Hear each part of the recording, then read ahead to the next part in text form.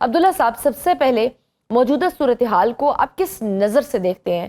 امریکہ اور ایران کے درمیان جاری کشیدگی، مسلسل فوجی کارروائیاں اور دوسری طرف جنگ بندی کی سفارتی کوششیں، کیا یہ ایک بڑے تصادم کی طرف بڑھتی ہوئی صورتحال ہے یا ابھی بھی مذاکرات کے لیے گنجائش موجود ہے؟ بسم اللہ الرحمن الرحیم، بہت بہت شکریہ۔ دیکھیں مذاکرات تو ایونچولی ہوں گے۔ آپ دنیا کی کوئی بھی جنگ کو اٹھا لیں تو وہ پھر مذاکرات کی ٹیبل پہ ہی اس کے نتائج طے ہوتے ہیں، کیونکہ اس ٹائم پہ دونوں طاقتیں ایک دوسرے کو ہار منانا چاہتی ہیں، بتانا چاہتی ہیں کہ وہ ہار جا چکی ہیں، ایک دوسرے کو وہ ثابت کرنا چاہتے ہیں کہ ہم فاتح ہو چکے ہیں۔ تو میرے خیال میں یہ انا کا مسئلہ اس ٹائم پہ زیادہ بنا ہوا ہے۔ لیکن however امریکہ ایک طاقت ہے، اس میں کوئی دوسری رائے نہیں ہے کہ ان کے پاس ایک بہت بڑی عسکری طاقت موجود ہے، اور شاید جس طریقے سے انہوں نے فل فلیج استعمال کرنا تھا وہ ابھی تک اس طاقت کا اس انداز میں استعمال نہیں کیا گیا۔ لیکن میرا خیال ہے کہ مذاکرات کا راستہ کھلا ہے۔ ابھی سکندر مومنی صاحب پاکستان تشریف لائے ہیں اور طویل دورہ ہے، عموماً ایسا نہیں ہوتا۔ اس کا مطلب ہے کہ کچھ بات چیت چل رہی ہے۔ اچھا، آپ کو لگتا ہے کوئی اہم پیغام لے کر آئے ہوں گے وہ؟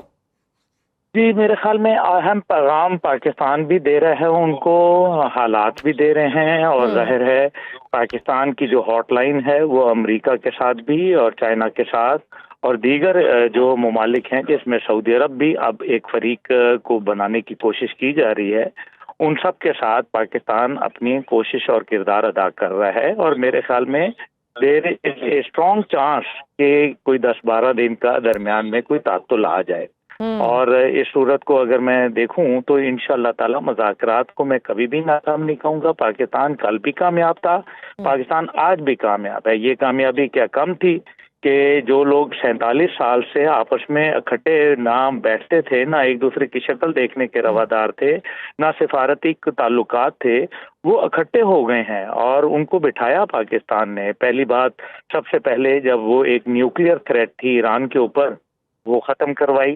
پاکستان کے وزیر اعظم کی درخواست کے اوپر امریکہ نے تہذیب سے جو مٹانا تھا اس کو ترک کیا۔ اس کے بعد 12 اپریل کو جی ڈیفینس تشریف لائے اور ایک طویل ملاقات ہوئی۔ پھر ہم نے دیکھا کہ پھر معاملات کچھ گڑبڑ ہوئے۔ ہمارے فیلڈ مارشل صاحب نے تنہا جا کے اپنا ہرمز کو کھلوایا الحمدللہ۔ اس کے بعد امریکہ نے دوبارہ بند کر دیا، تو یہ ایک علیحدہ بات ہے۔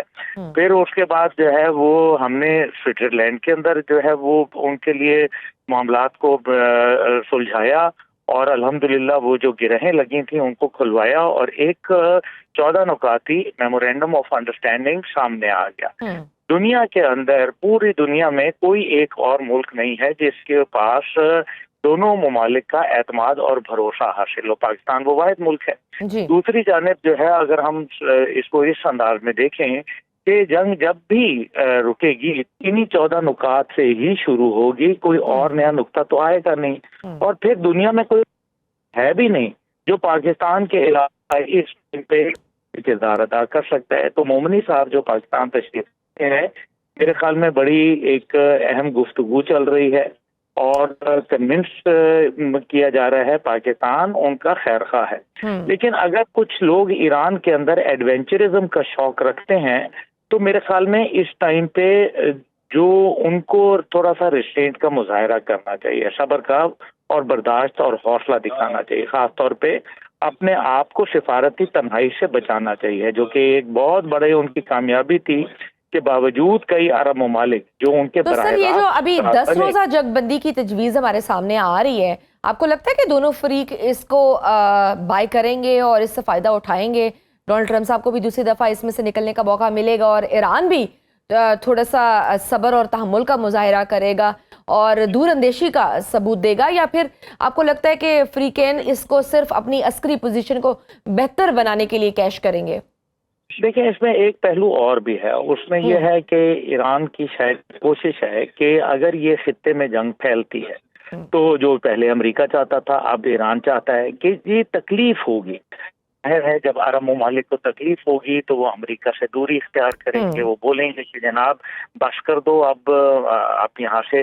لیکن ایران کو یہ بھی سمجھنا ضروری ہے، اور میرے خیال میں مومنی صاحب کو یہ سمجھایا جا رہا ہے کہ عرب دنیا اگر اتنی ہی وہ کے پاس طاقت ہوتی تو وہ 40 سال سے امریکہ کے چھتر چھایا میں کیوں رہ رہے ہوتے، اور کیا طاقت کے بل بوتے پر وہ امریکہ کو اپنے ممالک سے بے دخل کر سکتے ہیں؟ کیا ان کا ہاتھ پکڑ کے روک سکتے ہیں؟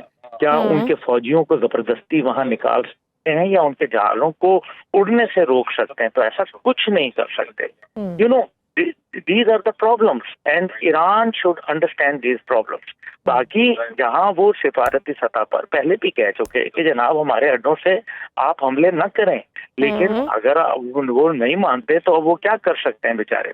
تو میرا خیال ہے کہ جو اس ٹائم پہ صورتحال ہے، پاکستان کو بھی ایک بڑی ڈیفیکلٹ پوزیشن پہ لا کے کھڑا کرنے کی کوشش ہے، کیونکہ اگر ایران کے اندر کچھ ایسے ایلیمنٹس موجود ہیں جو یہ چاہتے ہیں کہ اس جنگ کا، دیکھیں امریکہ کو تو نہ یہاں سے تیل مل رہا ہے نہ کچھ، ان کا تو تیل آ رہا ہے وینیزویلا سے، لیکن یہ جو پوری باقی دنیا کے ممالک ہیں ان کا تیل نکل رہا ہے. بالکل ہاں جی. اور سر اب تو ہم دیکھ رہے ہیں کہ ابنائے ہرمز کے ساتھ ساتھ بحیرہ احمر میں بھی بڑھتی ہوئی کشیدگی اوبویسلی پاکستان سمیت خطے کے باقی ممالک کے لیے بھی بہت زیادہ اہمیت رکھتی ہے، اور پاکستان نے سعودی عرب اور بحیرہ احمر میں تجارتی جہاز رانی کے خلاف کسی بھی کارروائی کو قومی سلامتی کے لیے خطرہ قرار دیا ہے.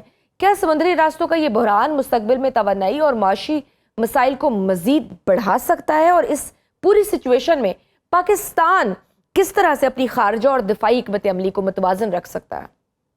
میرے خیال میں پوری دنیا کی آنکھیں پاکستان کے کردار کے اوپر مرکوز ہیں، اور وہ پاکستان سے امید کر رہے ہیں کہ کوئی کردار ادا کیا جائے. لیکن دیکھیے پاکستان کی not play as a guarantor تو نہیں. یہ آپ کے ساتھ یاد ہے کہ میری پہلے بھی بات ہوئی تھی تو میں نے کہا تھا جب تک کوئی گارنٹی نہیں ہوگی یہ جنگ تھمے گی ضرور، لیکن یہ مطلب ٹل ضرور جائے گی لیکن تھمے گی نہیں. تو ابھی بھی آپ دیکھ لیں کہ وہی سچویشن کے اوپر ہم back to square one position پہ آ گئے ہیں.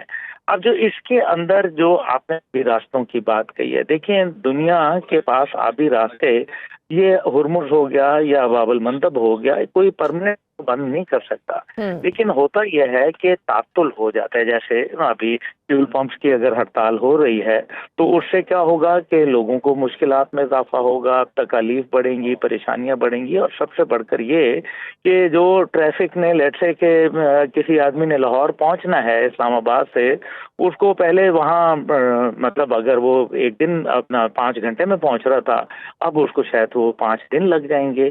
تو ٹریفک چلتی ہے سمندری، لیکن اس میں تعطل آ جاتا ہے، جس کی وجہ سے جو پروٹیکشن اینڈ لائبلٹی کلب ہے جو انشورنس دیتے ہیں وہ انشورنس کی قیمت بڑھ جائے گی، یا انشورنس سے وہ انکار ہو جائیں گے، جس کا مطلب یہ ہے کہ مزید ریٹ ہائی ہو جائے گا، مزید رسک فیکٹر انوالو ہو جائے گا.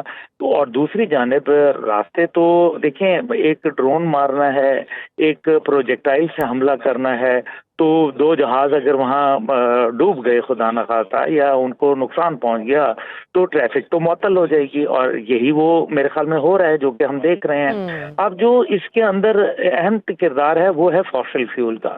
کچھ عرصے کے بعد دنیا فوسل فیول سے دور ہو جائے گی. یہ سبق مل رہا ہے کہ فوسل فیول جو کہ کروڈ آئل کی شکل میں ہے، کیا یہ نعم البدل ہے، کیا یہ پوری دنیا کا جو پہیا ہے اس کو جام کر سکتا ہے؟